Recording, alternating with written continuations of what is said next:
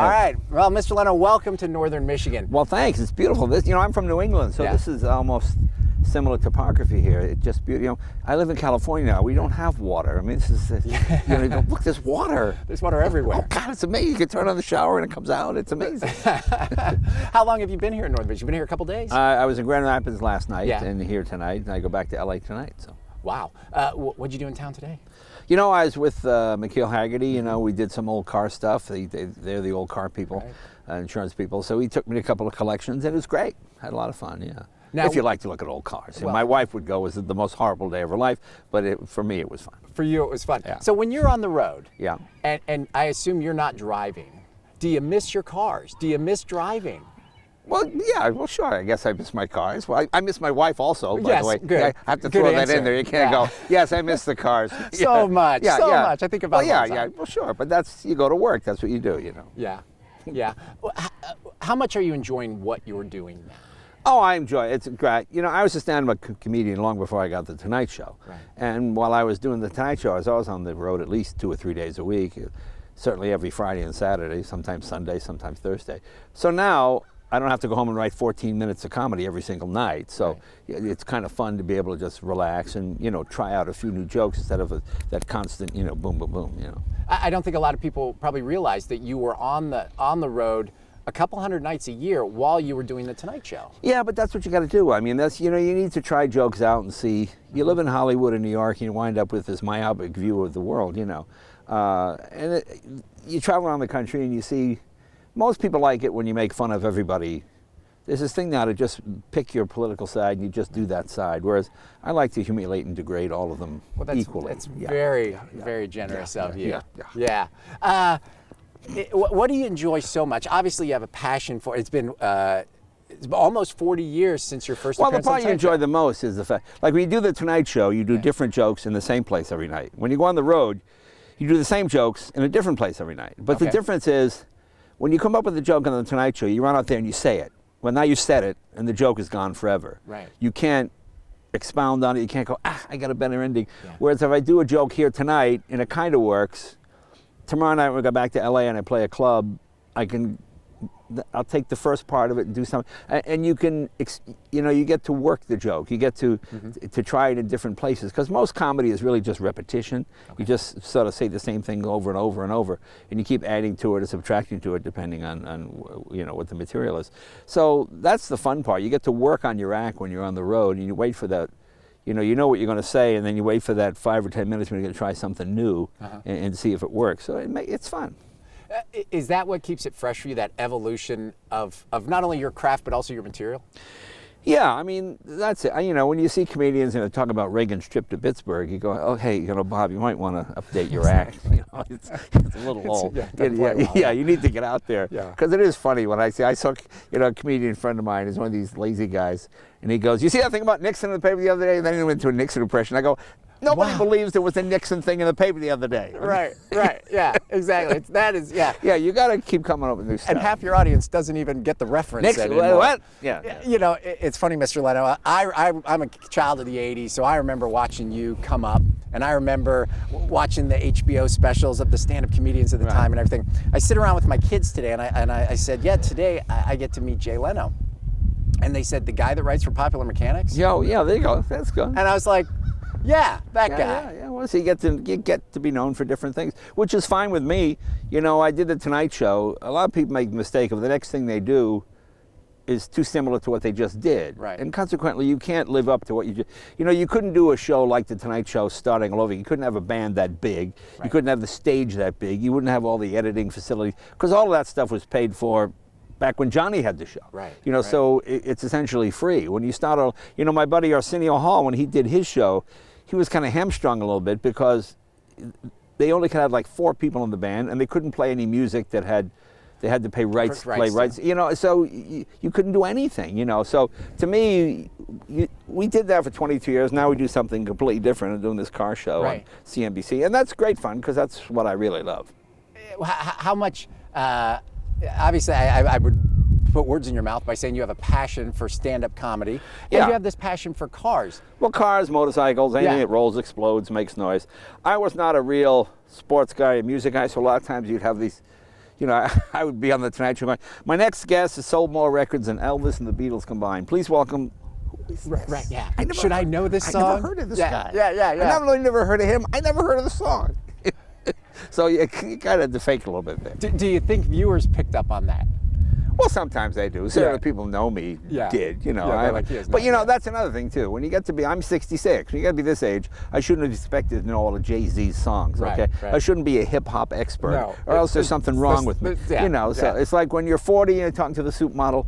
Oh, it's sexy. When you're 66, you're the creepy old guy. Okay, stop that. Stop. You know, Should be our tagline, right? Don't be the creepy old guy. Don't be the creepy old guy. Don't be That's the creepy correct. old guy. In watching some of the Garage episodes, it seems like there obviously are these beautiful cars, and they're gorgeous, and you can talk about the cars all the time.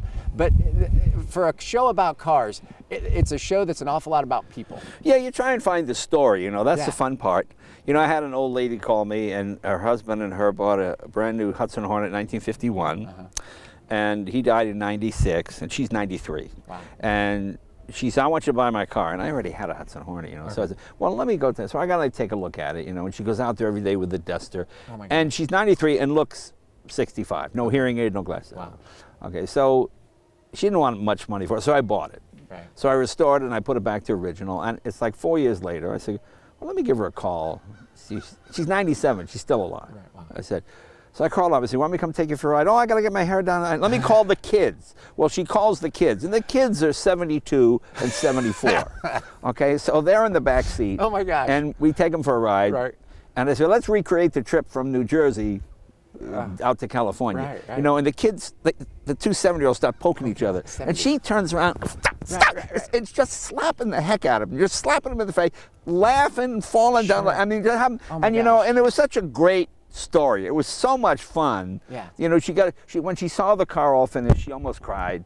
You know, and her kids told me that, you know, when their dad would take them to school in the 60s, they were so embarrassed to be driven to school in this old car. They'd make their dad drop them at the corner, and they'd walk in, you know, because they didn't want their dad. Everybody else had, you know, new 60s cars. Their dad had a 51, you know. And it was the only car the family had, you know. So, and now, of course, they're thrilled to see it restored. So, I mean, those are the fun kind of stories that are fun to do. Do you find, is there a difference between the fans of your stand-up comedy and your car fans? In terms of how they interact with you? It's kind of the same. I mean, the car guys just want to talk about the cars, which is fine with me. Yeah. You know, and you have fans of the comedy. Sure, that's great, but it's all pretty much, you know, the nice thing about doing if I played a doctor on TV, people going, could you take a look at this mole? No, I really, sir, I'm not really a doctor. But this is what I do. So when people come over and they have a car question or something like that, they really are talking to me. I'm not playing, you know, Lance Bedrock, the handsome movie star. You know, I'm playing Jay Leno.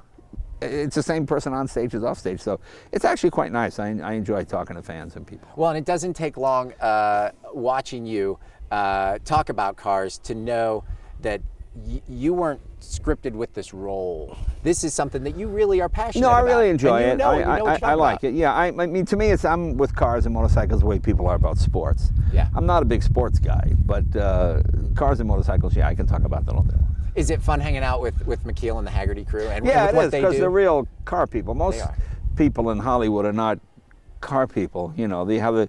Why isn't gas free? Well, you see, Bob, there's an economic system. You know, you live in this sort of goofy world, so it's nice to talk to real people.